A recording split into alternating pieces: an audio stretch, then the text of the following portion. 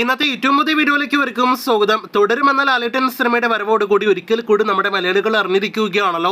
ലാലേട്ടൻ തന്നെയാണ് മലയാള സിനിമയുടെ എക്കാലത്തെയും വലിയ രാജാവ്, ബോക്സ് ഓഫീസ് രാജാവ്, അതോടൊപ്പം തന്നെ എക്കാലത്തെയും മികച്ച നടൻ, താരം എന്നൊക്കെ ഇപ്പോഴത്തെ ഈ വീഡിയോയിലൂടെ പ്രേക്ഷകരിലേക്ക് എത്തിക്കാനായിട്ടുള്ളത് അതൊരിക്കൽ കൂടി ശരിവയ്ക്കുന്ന ഒരു വമ്പൻ ലിസ്റ്റാണ്. മലയാളത്തിൽ ഏറ്റവും ഉയർന്ന വേൾഡ് വൈഡ് കളക്ഷൻ നേടിയെടുത്ത സിനിമകളുടെ ടോപ്പ് 5 പട്ടിക ഇപ്പോഴത്തെ വീണ്ടും അപ്ഡേറ്റ് ആക്കപ്പെട്ടിരിക്കുകയാണ്. ആ ലിസ്റ്റിൽ ഒന്നാമതുള്ളത് കഴിഞ്ഞ ഒരു മാസത്തിനിടയിൽ തിയേറ്ററുകളിലേക്ക് എത്തിയ എമ്പുരാൻ എന്ന സിനിമ തന്നെയാണ്. ഈ ടോപ്പ് 5 ലിസ്റ്റിൽ 5ൽ 4 സിനിമകളും നമ്മുടെ ലാലേട്ടൻ സിനിമകളാണ് എന്നാണ് ആദ്യം പ്രേക്ഷകർ അറിയിക്കാനായിട്ടുള്ളത്. ഒന്നാം സ്ഥാനത്തുള്ള എമ്പുരാൻ എന്ന സിനിമ 67 കോടിയിലധികം വേൾഡ് വൈഡ് ഗ്രോസ് ആണ് നേടിയെടുത്തതെങ്കിൽ രണ്ടാം സ്ഥാനത്തുള്ള മരക്കാർ അറബിക്കടലിന്റെ സിംഹം എന്ന 2021 തിയേറ്ററുകളിലേക്ക് എത്തിയ സിനിമ 20 കോടിയിലധികം വേൾഡ് വൈഡ് ഗ്രോസ് ആണ് നേടിയെടുത്തത്.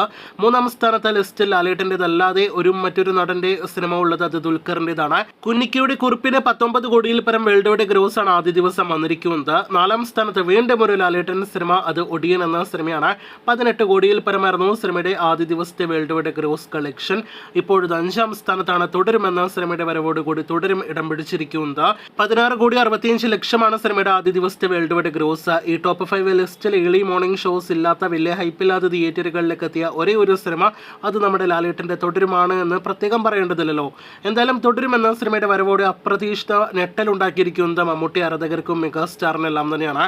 കാരണം ഇന്നലെ വരെ ടോപ്പ് 5 ലിസ്റ്റിൽ 5ാം സ്ഥാനത്തുണ്ടായിരുന്ന ടർബോയാണ് തുടരും പോലൊരു family drama cinema, low hype cinema നിസ്സാരമായിട്ട് ആ ടോപ്പ് 5 ലിസ്റ്റിൽ നിന്നും എടുത്ത് പുറത്തേക്ക് എറിഞ്ഞിരിക്കുന്നത്. ഒന്നാമത് നമുക്ക് എല്ലാവർക്കും അറിയാം, കാത്തിരുന്ന് കണ്ണുനട്ടാണ് മമ്മൂട്ടിക്ക് ഒരു ബോക്സ് ഓഫീസ് റെക്കോർഡ്, അതല്ലെങ്കിൽ ഇതേപോലുള്ള നേട്ടങ്ങളെല്ലാം തന്നെ വരുന്നത്. ഇപ്പോഴത്തെ ആ ടർബോയുടെ ഒരു ടോപ്പ് 5 ലിസ്റ്റിലെ ഒരു സ്ഥാനത്തിന് ഒരു വർഷത്തെ ആയുസ് പോലും നമ്മുടെ ലാലേട്ടൻ നൽകിയില്ല എന്ന് പറയുമ്പോൾ ലാലു ഈ ചതി വേണ്ടായിരുന്നു എന്ന് ഒരുപക്ഷെ മമ്മൂട്ടി ആരാധകർ, മമ്മൂട്ടിയെല്ലാം തന്നെ പറയുന്നുണ്ടാവാം. മൾട്ടി സ്റ്റാർ അല്ലാത്തൊരു മമ്മൂട്ടി സിനിമയ്ക്ക് ഉറപ്പായിട്ടും ഈ ലിസ്റ്റിലേക്ക് ഇടം നേടിയെടുക്കാനായിട്ട് വീണ്ടും കഴിയട്ടെ എന്ന് ആശംസിക്കാം. ഇതിനിടയിൽ ടോപ്പ് 5 ലിസ്റ്റ് മാത്രമല്ല, ടോപ്പ് 10 ലിസ്റ്റ് നോക്കിയാലും 10 കോടിയിൽ പരം ഏറ്റവും കൂടുതൽ വേൾഡ് വൈഡ് കളക്ഷൻ നേടിയെടുത്ത സിനിമകൾ നോക്കിയാലും ലാലേട്ടൻ സിനിമകളുടെ ഒരു ആധിപത്യം തന്നെയാണ് നാം കാണുന്നത്. അങ്ങനെ മലയാള സിനിമ ഇൻഡസ്ട്രിക്ക് വേണ്ടത് ചില താൽക്കാലിക സ്റ്റാറുകളെയല്ല, ലാലേട്ടനെ പോലെ ഇത്രയധികം സ്റ്റാർഡം, ബോക്സ് ഓഫീസ് പവറുള്ള സ്റ്റാറുകളെയാണ് വേണ്ടത് എന്ന് ഈ ലിസ്റ്റിൽ നിന്ന് വ്യക്തമാകുന്നു.